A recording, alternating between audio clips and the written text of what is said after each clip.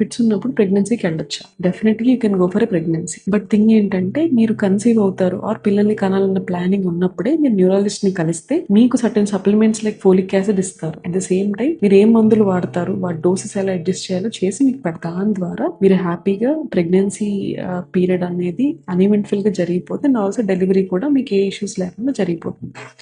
Third common అపోహ ఏంటంటే fits టాబ్లెట్ల వల్ల బాడీ అంతా పాడైపోద్ది, సైడ్ ఎఫెక్ట్లు వచ్చేస్తాయి అని చెప్పి థర్డ్‌గా కామన్‌గా పేషెంట్స్ అనుకుంటూ ఉంటారు.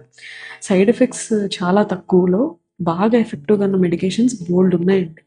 సో మీకు ఒకవేళ సైడ్ ఎఫెక్ట్స్ అనిపిస్తే ఆర్ ఏదన్నా ఇష్యూ ఉంటే డెఫినెట్‌గా మీ న్యూరాలజిస్ట్‌ని కలవండి. వాళ్ళు దానికి తగ్గట్టుగా మెడికేషన్ మార్చి పెడతారు. ఓకే. వాళ్ళు ఎన్ని రోజులు వాడమంటారో ఖచ్చితంగా అన్ని రోజులు ఫిట్స్ మందులు వాడాలి. అదే డోసెస్‌లో వాడాలి. పొద్దున్న సాయంత్రం ఇస్తే పొద్దున తీసి సాయంత్రం వాడటం అట్లా చేయొద్దు. బికాస్ ఫిట్స్ అనేవి రెసిస్టెంట్ అయిపోతాయి.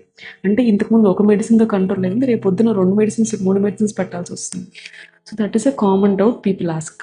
ఫోర్త్ థింగ్ ఏంటి అంటే ఫిట్స్ వల్ల బీపీ వస్తుందా, షుగర్ వస్తుందా? ఫిట్స్ వల్ల అలాంటి కాంప్లికేషన్స్ వేరేవి రావండి. వేరే డిసీజెస్ అనేవి రావు. కానీ ఫిట్స్ కనుక కంట్రోల్లో లేకపోతే ఫిట్స్ కనుక మనం చిన్న వయసులో ఉన్నప్పుడు మనము ఆ ఫిట్స్ని కంట్రోల్ చేయకపోతే చిన్నపిల్లల బ్రెయిన్ ఎదుగుదల అనేది ప్రాపర్గా జరగదు. సెకండ్ థింగ్ ఏంటంటే ఫిట్స్ కనుక కంట్రోల్లో లేనప్పుడు చాలా రేర్ సర్కమ్స్టాన్సెస్లో సడన్గా డెత్ అనేది జరగచ్చు అనమాట. ఇంతే. సో ఇవన్నీ common questions people ask about fits.